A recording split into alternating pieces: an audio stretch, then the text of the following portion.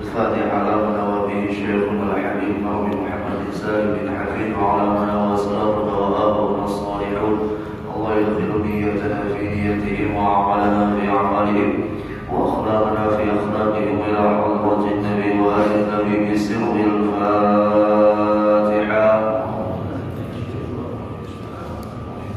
الحمد لله رب العالمين الرحمن الرحيم مالك يوم الدين إياك نعبد وإياك نستعين اهدنا الصراط المستقيم صراط الذين أنعمت عليهم غير المغضوب عليهم ولا الضالين آمين. السلام عليكم ورحمة الله وبركاته. الحمد لله الذي أنعم علينا بنعمة الإيمان والإسلام وجعلنا من أمة محمد صلى الله عليه وسلم، وجعل شهر رمضان شهر الصيام والقيام. أشهد أن لا إله إلا الله وحده لا شريك له الملك القدوس السلام، وأشهد أن سيدنا ونبينا محمدا عبده ورسوله أرسله لإتمام أخلاق الأنام. اللهم صل وسلم وبارك على سيدنا محمد الداعي إلى دار السلام وعلى آله وصحبه مصابيح الظلام ومن تبعهم بإحسان إلى يوم الزحام. أما بعد، سبحانك لا علم لنا إلا ما علمتنا إنك أنت العليم الحكيم. لا حول ولا قوة إلا بالله العلي العظيم. نوينا التعلم والتعليم والتذكر والتذكير والنفع والانتفاع والإفادة والاستفادة والحث على التمسك بكتاب الله وسنة رسول الله صلى الله عليه وسلم والدعاء إلى الهدى والدلالة على الخير ابتغاء وجه الله مرضاته وقربه وثوابه. Buka kitabnya halaman 13 ya. Qala al-musannif rahimahullahu ta'ala wa nafa'ana bi 'ulumihi fid darain amin ila an qala rabbana razzaqa al-karamah man lam takun lahu al-istiqamah. Al-Imam Syekh Ahmad bin Muhammad bin Athaillah As-Sakandari rahimahullah, beliau mengatakan di dalam kalam hikmah yang selanjutnya, ujar sidin rubbama razaqa, bisa razaqa bisa muziqa. Jadi rubbama razaqa al-karamah, rubbama muziqa al-karamah, terkadang dianugerahkan akan karamah. Man lam takun lahul istiqamah, bagi orang yang belum sempurna jalan keistiqomahannya. Jadi di sini Bapak Ibu jamaah rahimakumullah, Allah bisa memberikan karamah kepada orang yang belum sempurna keistiqomahannya. Lalu ulama membagi karamah itu terbagi dua. Ada karamah secara hissiyah, ada karamah secara ma'nawiyah. Nah, karamah secara hissiyah itu diberikan oleh Allah kepada orang yang belum sempurna keistiqomahannya sebagai satu ujian baginya. Ini belum lagi istiqomah, sudah diberikan oleh Allah kelebihan. Dengan kelebihan itu, apakah dia tetap menyembah Allah, apakah dia tetap berjalan menuju jalan Allah, ataukah dia terpesona, terpedaya dengan karamah yang telah diberikan Allah. Disebut dengan karamah hissiyah, nampak secara kasat mata. Umpama dia bisa melipat bumi, melipat bumi, artinya berjalan di atas muka bumi ini dengan cara yang tidak normal bagi normalnya manusia. Kharikul ada, umpamanya berjalan kerantau itu biasanya ditempuh kalau pakai mobil 2 jam 3 jam, ya kan? Sini berjalannya setengah jam sampai. Ya. Ini yang disebut dengan bumi berlipat, bumi badab. Sebagaimana dalam doa Nabi ketika ketika safar itu disebutkan di dalam doa sidin, wa atwi 'anna bu'dahu. Karena ada Allahumma antas sahibu bis safari wal khalifatu fil ahli. Allahumma inna na'udzubika min wa'tha'is safari wa ka'abatil manzari wa su'il munqalabi fil mali wal ahli wal waladi. Sebelumnya apa? Allahumma inna nas'aluka fi safarina hadzal birra wat taqwa wa min al-'amali ma tarda. Allahumma hawwin 'alaina safarana hadza wa atwi 'anna bu'dahu. Wa atwi 'anna bu'dahu artinya ya Allah lipatkan bagi kami di bumi. Lipatkan jarak jauh tadi menjadi dekat. Doa Nabi. Jadi perjalanan tidak terasa lama, singkat. Masya Allah. Nyatai singkat Ustaz aja lo masuk mobil guling sudah orangnya. Bukan masalah guling atau kada, perjalanan yang tadinya ditempuh 3 jam jadi 2 jam jauh, cepatnya Pak Ustadznya. Supirnya jaketnya 100 saja, 100 saja. 100 normalnya biasanya 3 jam, jadi 2 jam. Ada apa? Ya tadi Allah mudah saja melibatkan buminya, yang mana Allah yang angkut bumi. Nabi pun berdoa seperti wa atwi 'anna bu'dahu. Dipatahkan yang jauh tadi menjadi dekat. Masya Allah. Nah, andai saja ia diberikan kelebihan seperti itu, inya berhenti dalam wiridnya, inya berhenti dalam amalannya, inya terbuai dengan karamatnya, berarti kada lulus. Kada akan bisa sampai kepada karamat ma'nawiyah. Karamat ma'nawiyah itulah karamat yang sempurna Allah berikan kepada orang yang sudah istiqomah, yang sudah lulus di dalam ujian. Ujian nikmat ini susah Bapak Ibu daripada ujian yang namanya musibah. Kenapa? Karena banyak di antara kita terpesona dengan nikmat, lupa dengan yang memberikan nikmat. Ada lulus ujian kita. Mau dikasih nikmat, lupa dengan yang memberi nikmat, berarti belum lulus ujian. Ketika dikasih nikmat, ingat lawan yang memberi nikmat, lulus ujian. Kalaulah saja orang itu terpedaya, terpesona dengan yang namanya kelebihan, akhirnya dia tidak melanjutkan perjalanan yang menuju jalan Tuhannya, maka sama saja seperti orang-orang yang telah dicampakkan oleh Allah dengan adanya kelebihan, oleh inya kada bisa menjawab kelebihan itu dengan suksesnya. 1. Ujian ilmu Allah berikan kepada siapa yang kada lulus? Iblis. Iblis itu alim. Iblis itu alim. Ya. Tapi yang kada lulus dengan ilmunya, merasa berilmu kada mau tunduk kepada perintah Allah ketika disuruh dia sujud kepada Adam. Kada lulus. Kelebihan ilmu yang Allah berikan kepada itu iblis. Kelebihan pangkat, kedudukan yang kada lulus, inya menjawab itu kelebihan adalah Fir'aun. Diberikan kelebihan pangkat, kedudukan sebagai raja, memimpin dunia pada saatnya, pada zamannya.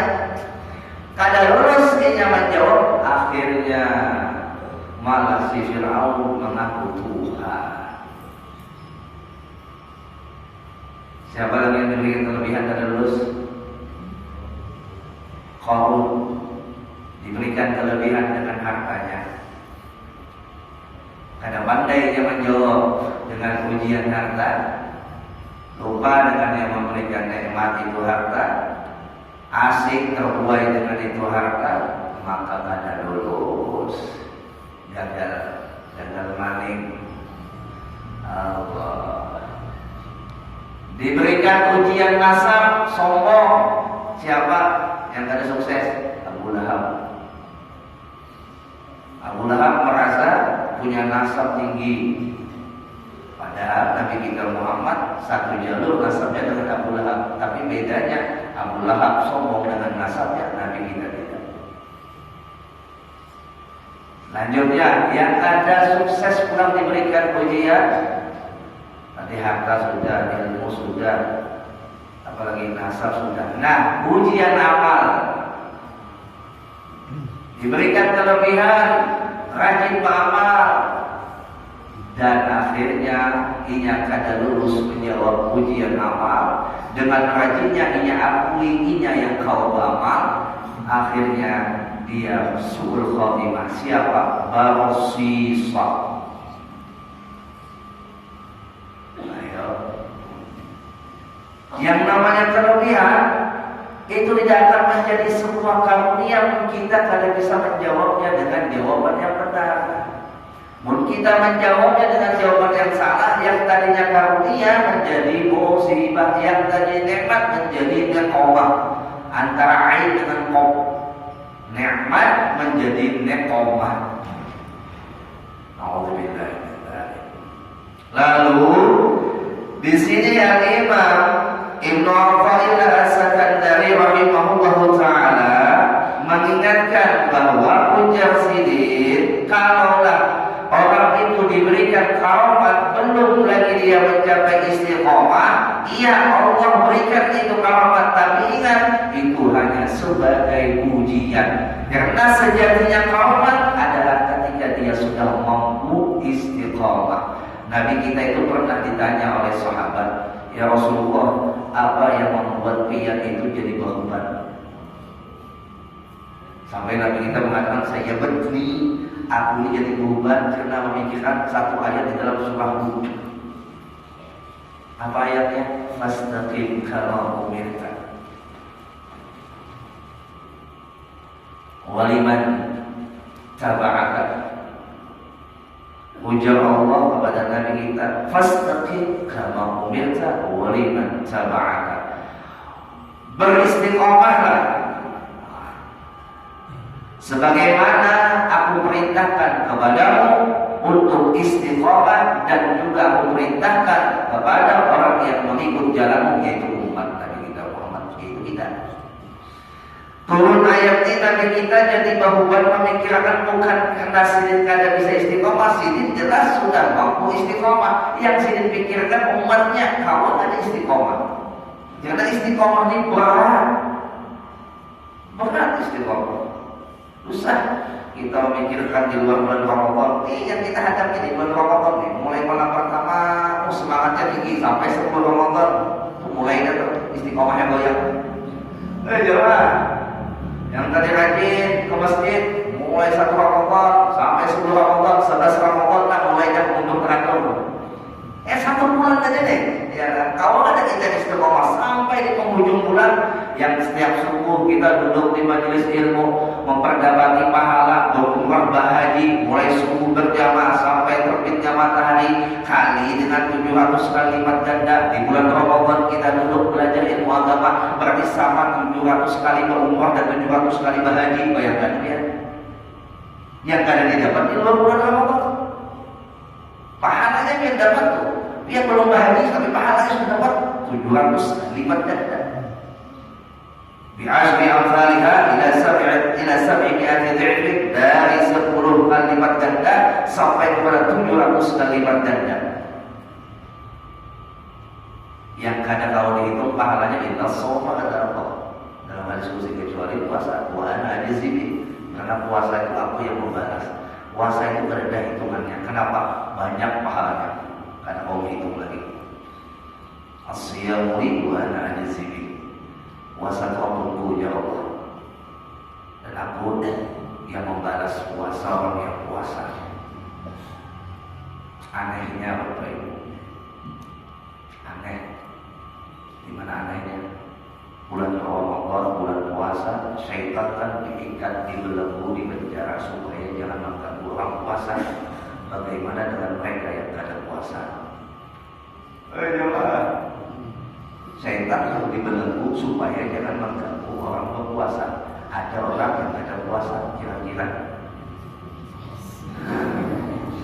syaitan sudah diikat ya kan? Supaya jangan mengganggu orang puasa. Tapi ada orang yang tidak mau puasa ketika ia mau puasa, kira-kira ya, alhamdulillah. Makanya rancanya syaitan adalah dia waliyadzubillah, atau atau syaitan bingungan? Jamaah, pada jatuh racun tahan pas puasa ada tahan parah. Jamaah. Ya Allah. Nah, kita lihat diri kita di bulan Ramadan ini kapan ada kita istiqomah? Allah hantarkan kita umpama berada di tempat-tempat yang baik sudah. Dimudahkan hati kita menjalani ibadah selama bulan Ramadan bersama orang-orang yang baik sudah. Tinggal kita pertahankan sampai di akhir Ramadan.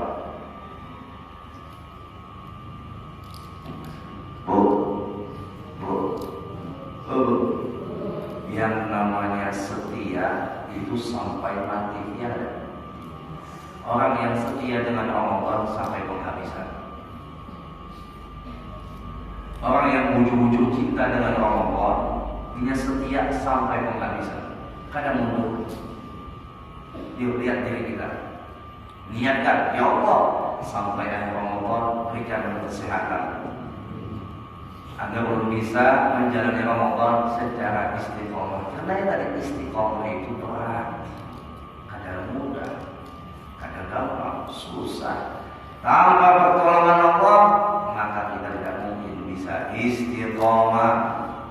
Dengan istiqomah adalah karomat yang paling tinggi.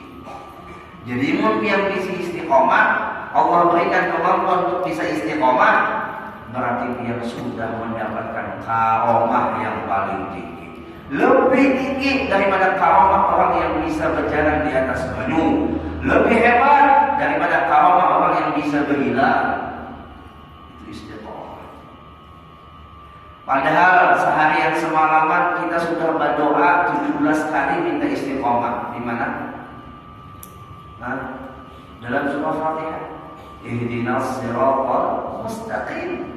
Mustaqim itu daripada kalimat istiqomah, lurus, kadang berbelok, kadang ke kanan, kadang ke kiri, lurus dia. Apa itu konsisten? Itu istiqomah. Konsisten. Allah. Bapak Ibu jamaah rahimahumullah wa ta'ala. Jadi tidak usah kita melihat kelebihan-kelebihan yang membuat kita kadang terpedaya dengan kelebihan itu. Yang kita lihat diri kita, sudahlah kita ditolong oleh Allah untuk bisa istiqomah. Munya balok yuk berdoa minta lawan Allah. Nah, ya tambah guru kita sepupu doa sejenak. Allahumma inna nas'aluka at-taubat wal maghfirah wat taufiq wal hidayah wal istiqamah wa husnul khatimah. Doa baru, doa balik. Kita kata ya Allah, minta surga, minta mobil, minta bini bunga, kita jamaah, minta istiqamah.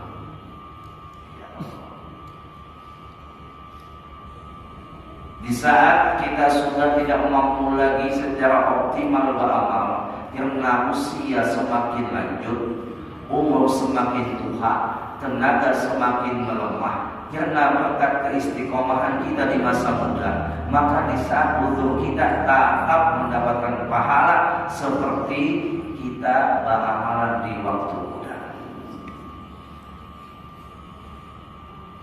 Itu hebatnya orang yang kadang menunda beramal. Munnya sudah yang dapat ilmunya, bismillah niatakan walaupun sedikit, yang sunnah lah. Kalau yang wajib sudah ada takarannya. Yang sunnah itu walaupun sedikit, tapi biar istiqomahkan terlebih baik daripada banyak tapi panas tahi ayam. Jangan panas tahi ayam. Kalau panas tahi ayam, pagi ditahan semalaman, besok ada lagi, itu panas tahi ayam.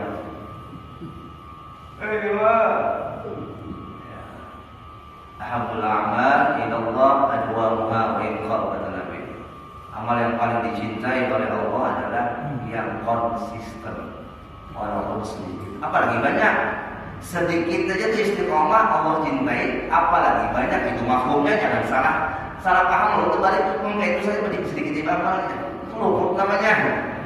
Artinya sedikit saja punya istiqomah itu baik sudah, apalagi punya banyak istiqomah lebih baik lagi. Masya Allah.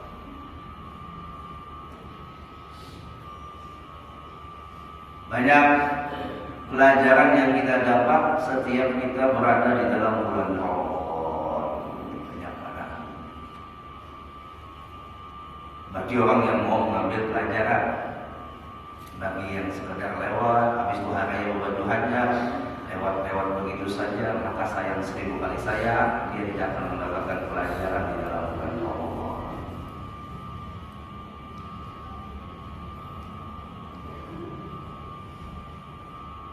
Bapak Ibu jamaah rahimakumullah wa sallallahu. Contoh lagi kita ambil dalam sebuah hadis Nabi yang mengutarakan tentang keutamaan bulan Ramadan, yang mana keutamaan itu menjadi magnet bagi kita yang tadinya pemalas menjadi rajin. Tapi kada semua merasakan akan perubahan ketika datangnya Ramadan. Ujar Nabi, "Idza Ramadan futihat abwaabul jannah." Apabila datang itu Ramadan, terbuka segala macam pintu surga. Bayangkan Bapak Ibu, pintu surga sudah dibukakan oleh Allah, tapi kada semua orang yang mau masukinya. Padahal sudah dibukakan. Kinayahnya, majaznya, sebagian ulama hadis menafsirkan ini hadis maksud daripada dibukakan segala pintu surga ketika masuknya bulan Ramadan karena dikathratil a'mali shalihah wa targhiban lil 'amilin. Banyaknya amal kebaikan di dalam bulan Ramadan dan menarik orang-orang untuk beramal. Yang tertarik berarti dikehendaki oleh siapa? Oleh yang menjadikan Ramadan, oleh yang menghadirkan Ramadan, dan oleh yang menghadirkan Ramadan, yaitu Allah Jalla Jalaluhu, akan hambanya tersebut dikehendakinya untuk masuk ke dalam surganya. Targhiban lil 'amilin. Tiba-tiba semangatnya beramal. Tanpa dikehendaki, tanpa dipaksa, bahkan tanpa diubah. Tiba-tiba semangatnya beramal. Maunya sombong beramal, iming-imingnya THR, pulang enggak? Oh, aku rajin pegawai karena bulan Ramadan nih, bos melihat siapa yang rajin dapat THR. Nah, ini lain pulang loh. Ini rajinnya memang bukan karena selain Allah, memang semata karena Allah. Terpanggil jiwanya, terpanggil hatinya, semangat untuk beramal di dalam bulan Ramadan. Bapak Ibu jamaah rahimakumullah wa sallallahu. Ramadan, kalau di dalam hadis yang lain juga disebutkan bahwa orang yang puasa saja kan dapat, orang yang tidur saja ketika berpuasa dapat pahala ibadah. Naumus shaim ibadatun, wasumtuhu tasbihu. Bilang itu, wa amaluhu mudha'afun, wa du'ahu mustajabun. Ujar Nabi, Ustaz hadisnya kan dhaif. Kenapa dia mutarakan? Dhaif karena riwayat perawinya ada yang cacat, tapi pada maksud hadisnya tidak ada yang cacat. Kalau bagi ulama hadis mengambil hadis dhaif sebagai fadhailul a'mal, bukan sebagai hujjah, sebuah hukum. Jadi bagi kita Ahlus Sunnah wal Jamaah, hadis dhaif bukanlah sebuah hadis yang tercela. Tapi hadis ini bisa kita pakai sebagai fadhailul a'mal. Ustaz, di dalam kitab lain ada ulamaan mauquf, kata siapa mauquf? Syu'batul Iman itu dalam kitab Musalsal Majalis diterangkan hadis itu memang baik, bukan mauquf. Kalau mauquf sudah ada kawan lagi dipakai apa-apa. Mauquf itu apa Ustaz? Hadisnya palsu. Kalau dhaif, inya tuh menyampaikan kada sama persis dengan apa yang disampaikan Rasulullah, cuman maksud yang disampaikan Rasulullah itu benar.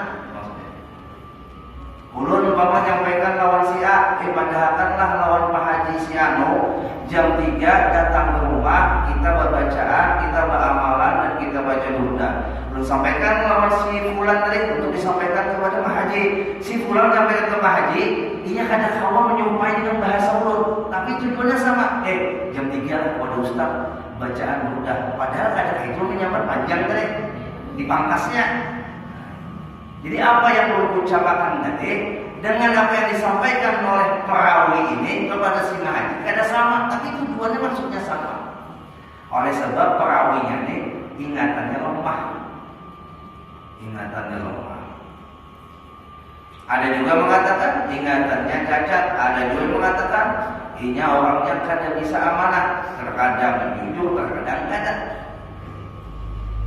Alhasil ulama selagi hadis dhaif ini ada lagi hadis yang lain mendukungnya, ada lagi hadis yang lain yang menyamainya. Umpama ada 10 hadis dhaif itu yang meriwayatkan beda jalurnya, maka yang tadinya dhaif menjadi hadis yang sahih. Nah itu sepakat ulama hadis. Masya Allah. Tadi belajar hadis ulang judulnya kita. Jadi jamaah rahimahullah, tidurnya orang puasa kata Nabi adalah ibadah. Kenapa jadi tidurnya orang puasa itu ibadah? Bukan menyuruh kita untuk guring seharian. Kada, maksudnya saking mulianya Ramadan, guringnya orang puasa di bulan Ramadan itu jadi ibadah. Bahkan maaf kalau kita tarik di luar konteks Ramadan, orang yang guring niatnya untuk ibadah sudah dapat pahala ibadah. Gimana? Umpama dia guring itu malam berniat supaya subuh esok nyaman ibadah, berniat supaya pagi esok kau begawi untuk mencari nafkah wajib, maka guring dia dengan niat seperti itu dapat pahala ibadah. Apalagi dia guringnya dalam keadaan puasa, niatnya ulang untuk ibadah di malam hari, dapat pahala ibadah. Tapi jangan guring seharian, tuh ada guring namanya mati. Kami ditarik Haditsan bin Ni'mah di pengalaman yang luar biasa. Yang kadang kalau orang melupakan pengalaman Ramadan ditarik. Kalau ada yang nanya, Ustaz, selama perjalanan Ramadan ini yang paling berkesan menjawab yang paling berkesan ditarik. Kenapa? Itu semalaman orang tarim itu sudah menjadi kebiasaan dan adat di sana. Ada berduinnya, beramal, beribadah, baca Quran. Witirnya ini sampai 11 rakaat, tarawihnya sampai 60 rakaat. Di sini berpikir rumit. Yo ya, belum buka majelis umpama sembahyang tarawih 60 rakaat, jangan sampai sebulanan, 5 hari atau 3 hari bilang ada makmumnya. Di sini, di sana tarawih sampai 60 rakaat. 20 rakaat sampai Darul Mustafa, enak habis tutung tarawih witir, habis itu madah itu puji-pujian, ada amalia setelah witir itu. Besok pindah lagi ke masjid yang lain, 20 rakaat pula, tambah lagi masjid lain 20 rakaat, jadi sampai sahur witirnya sampai 11 rakaat. Itu pian buka puasa, Bapak Ibu ditarik, Masya Allah, mudah bawa tariman berkah. Buka puasanya ke rumah, di situ ada bagian namanya bagian itu kayak wadai perkedel tapi halus, ada bakhomri kayak bentuk tapi segitiga, sama namanya ada sambusa ya kan. Buka puasa, habis itu kopi tarik, habis itu baju putih, itu buka puasa, habis itu sembahyang maghrib karena makan pentas tasbih. Sembahyang tasbihnya kan ada yang ayat pendek ayat panjang. Ya, nah, kalau kita sembahyang tasbih dilawasakan setengah jam, dilawasakan berapa jam paling cepat sembahyang tasbih lah.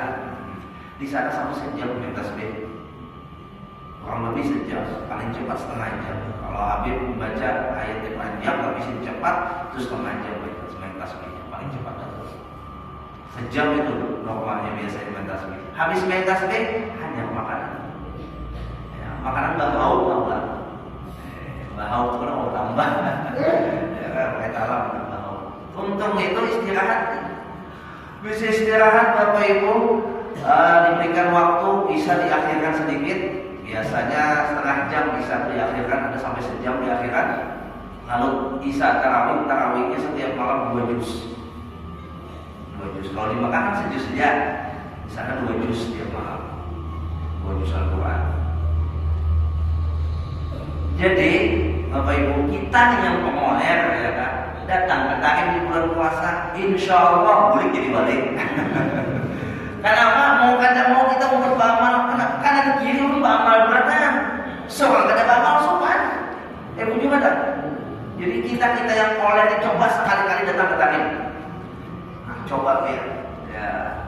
Makanya orang datang di Tarim itu ada mujarab. Oleh sebab apa? Ada magnet yang kada didapat di kampung. Yang seorang itu sopan memang kada apa-apa. Walaupun starting pointnya sopan, tapi lawas-kelawasan ada akar yang membekas di dalam rohaninya.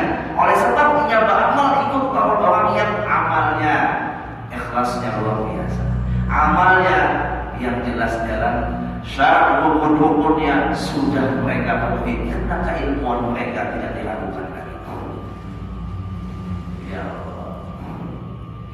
Di semalaman habis itu kita subuh, wirid itu daras lewat pada isya, darasnya itu sampai waktu duha, masuk duha. Maka kalau kita isya saat 7, jam 7 dia untuk masuk duha. Habis itu untuk duha hanya masuk kamar matian berkata. Ingat, karena dulu hanya bangunan, kada seharian kada sampai kemudian. Habis dulu dadarusan pulang, bikin halaqah pulang. Jadi di bulan Ramadan itu Bapak Ibu, selain mengobati baca Tuhan, Al-Habib Umar waktu jadi imam tarawih 2 juz setiap malam, jadi langsung yang memimpinnya.